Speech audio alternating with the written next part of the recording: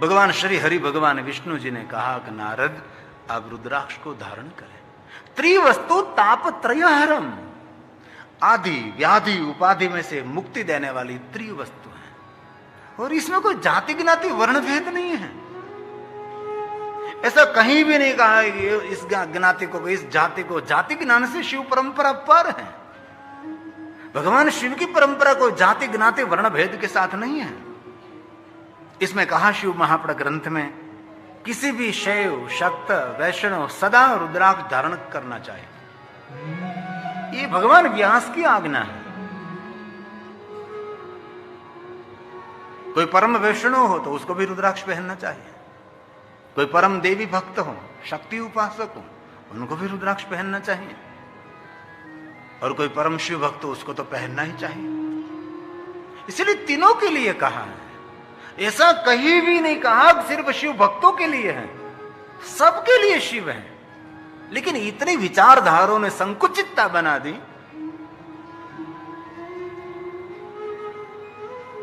महादेव से दूर करने का प्रयास बहुत सारे लोगों ने किया है। ये श्लोक शिव महापुराण ग्रंथ का है। तीनों के लिए रुद्राक्ष श्रेष्ठ है। ये भगवान व्यास की वाणी है। रुद्राक्षम रुद्राक्षम बिभ्रूया नित्यम शैवः शाक्तोऽथ वैष्णवः।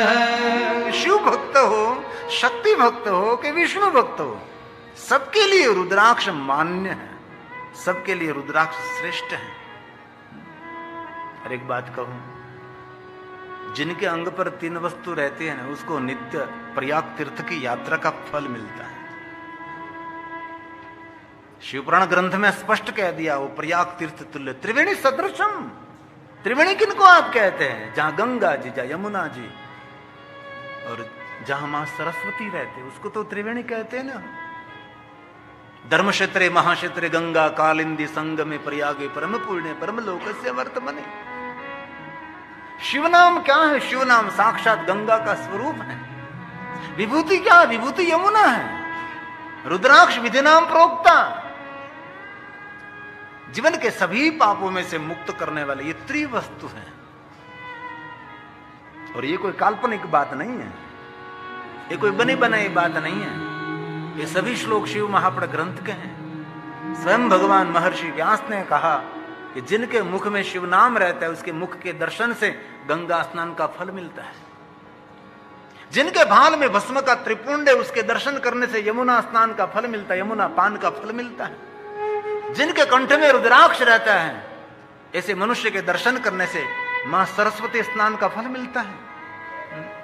ये त्रिवेणी सदृशम है, प्रयाग तीर्थ तुल्य है। और ये कोई काल्पनिक बात नहीं है, भगवान व्यास ने गाया है। शिव नाम यथा गंगा, महादेव का नाम ये गंगा का स्वरूप है और कुछ नहीं। इसलिए जीवन को सार्थक करना है, जीवन को निर्माण करना है, तो जीवाग्र निरंतर जो आपको ठीक लगे। ओम नमः शिवाय मंत्र आपको बड़ा लगता है तो महादेव महादेव महादेव बोलिए।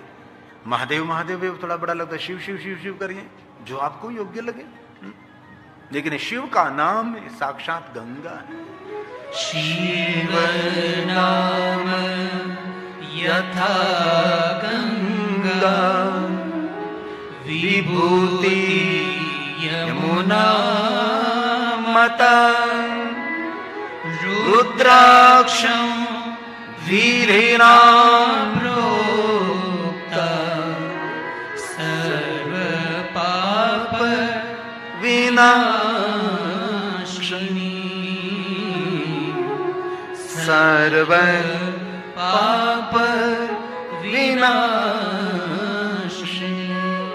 जीवन के सभी पापों में से जो मनुष्य छूटना चाहते हैं, तो हर मनुष्य के लिए त्रिवस्तु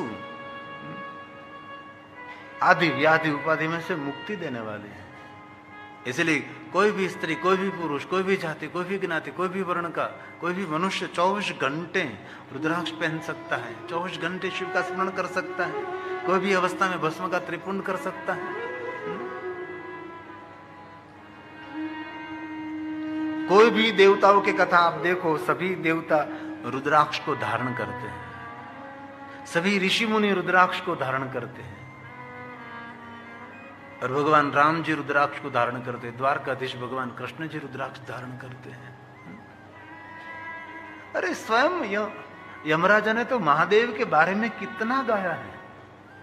हम कोरोना काल में जब ऑनलाइन कथा का गायन करते, सिर्फ कैमरे के सामने बैठे बैठे बोलते रहते थे, और टेलीविजन के माध्यम से पूरे देश और पूरे बहुत सारे देश में लगातार आस्था टीवी के माध्यम से हमारे शिव भक्त कथा का श्रवण कर, तब हमने यमराज की शिव भक्ति का वर्णन किया था। यमराजा महादेव का परम भक्त है, निरंतर महादेव की उपासना में लीन रहता है यमराजा। यमराजा ने कहा जो मनुष्य रुद्राक्ष नहीं धारण करता वो यम के दंड के योग्य है, ऐसा यमराजा ने कहा है। इतना विस्तृत हमने यमराजा की शिव भक्ति का वर्णन किया था। और रुद्राक्ष के बारे में दुनिया में इतनी गलतफहमी फैली, लोगों को रुद्राक्ष के दूर कर दिया। रुद्राक्ष क्या है? रुद्राक्ष औषधि है, रुद्राक्ष एक जड़ी बूटी है। रम रुद्र रोगनाशाय धनवंतरि है रुद्र। तन और मन को प्रफुल्लित आह्लादित रखने के लिए रुद्राक्ष हमारे जीवन में सबसे बड़ा सहयोगी माना जाता है। इसलिए हर मनुष्य कोई भी अवस्था में रुद्राक्ष पहन सकता है। आप पवित्र अवस्था में भी रुद्राक्ष पहन सकते हैं। जिन अपवित्रता का वर्णन मैं यहां से नहीं कर सकता, ऐसी अपवित्र अवस्था में भी मनुष्य रुद्राक्ष पहनने के लिए अधिकारी है। जन्म से लेकर मृत्यु तक मनुष्य रुद्राक्ष पहन सकता है।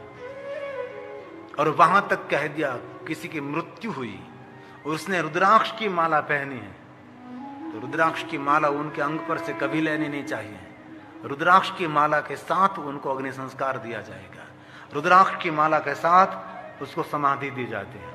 रुद्राक्ष के बिना कोई अंतिम संस्कार नहीं होना चाहिए। ये रुद्राक्ष की महिमा है।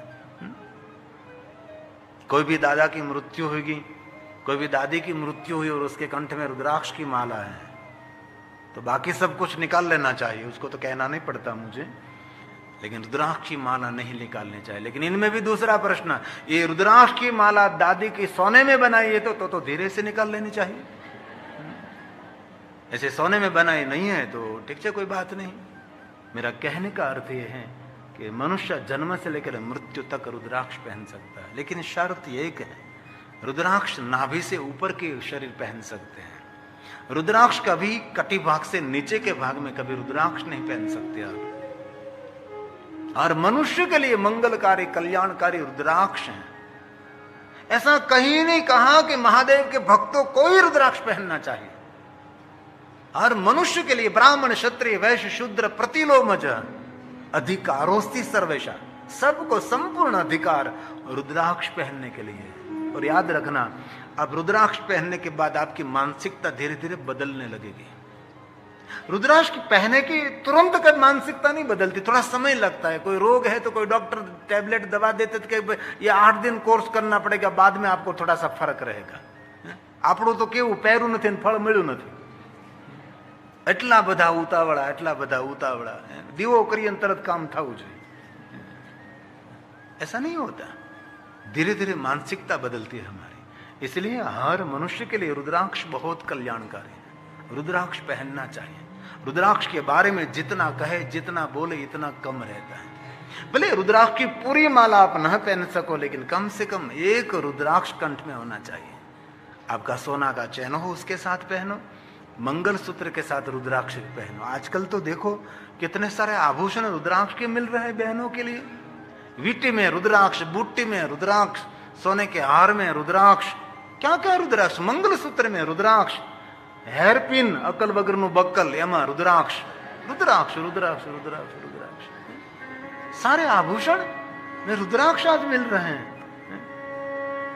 हमारे सूरत में एक अरिहंत ज्वेलर्स है, वहां आप जाइए, कभी सूरत जाओ तो उसका बहुत बड़ा ज्वेलरी का शोरूम है। इसमें इतने आभूषण बहनों के लिए, कंकड़ में इतने सुंदर रुद्राक्ष के आभूषण बनाए गए हैं। और धीरे धीरे आज युवान भाई बहन रुद्राक्ष की ओर खींचे जा रहे हैं, रुद्राक्ष पहन रहे हैं। और हम दिल से कहते कोई न कोई असर तो रुद्राक्ष की रहती है। इसलिए तो शास्त्रों में गाया है, शास्त्रों में कहा है ऋषि मुनियों ने, उसका कोई हेतु है, कोई प्रयोजन होगा। और हमारी पूरी सनातनी परंपरा आरोग्य के साथ और मन के साथ कोई न कोई बात जुड़ी है। मनोविज्ञान के साथ बातें जुड़ी रहते हैं। और एक बात और कहता हूं मैं, कोई भी देवी देवताओं का मंत्र रुद्राक्ष की माला से आप कर सकते हैं।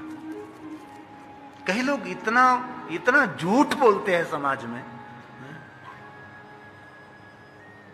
कि सिर्फ महादेव का मंत्र तो ही रुद्राक्ष की माला से जाप कर सकते हैं। अरे पूरा माला शास्त्र है भाई। काष्ठ की माला होती है, चंदन की माला, तुलसी की माला, मोती की माला, धातुओं की माला, और सभी मालाओं में मालामाल करने वाली कोई मालाओं में कोई राजा है तो रुद्राक्ष की माला है। राम का मंत्र है, कृष्ण का मंत्र है, देवी का मंत्र है, देव का मंत्र, कोई भी मंत्र रुद्राक्ष की माला से कर सकते हैं। कोई भी देवी देवताओं का मंत्र आपको सामान्य माला से करो तो समान फल देता है, लेकिन वही मंत्र रुद्राक्ष की माला से जाप करो तो ये कंबा कोटि गुणितम, ये मंत्र कोटि गुना फल ज्यादा देता है। रुद्राक्षेण जपन् मंत्र पुण्य कोटि गुणं भवे 10 कोटि गुणं पुण्यं धारणा लभते नरः धारणा लभते नरः। एक रुद्राक्ष की माला पहनो, दूसरी रुद्राक्ष की माला से जाप करो तो 10 कोटि गुना अधिक फल मिलता है। ये रुद्राक्ष की महिमा है। इसलिए जन्म से मृत्यु तक मनुष्य रुद्राक्ष पहनने के लिए संपूर्ण अधिकारी है। जिन अपवित्रता का वर्णन नहीं हो सकता, ऐसी अपवित्र अवस्था में भी मनुष्य को रुद्राक्ष का कभी त्याग नहीं करना चाहिए। सदैव रुद्राक्ष धार्य शिव आज्ञा, महादेव की आज्ञा है। 24 घंटे रुद्राक्ष पहनना चाहिए। कई लोग कहते हैं कि अपवित्र अवस्था में रुद्राक्ष नहीं पहनना चाहिए, ये गलत बात है। जब आप पवित्र हो तब आपके जीवन में कोई अमंगल नहीं होने वाला है, लेकिन जब अपवित्र है तभी जीवन में कुछ अमंगल होने वाला है। अपवित्र को पवित्रता का दान करने के लिए तो रुद्राक्ष है। ये महादेव की भेंट है और शंकर भगवान का स्वरूप है।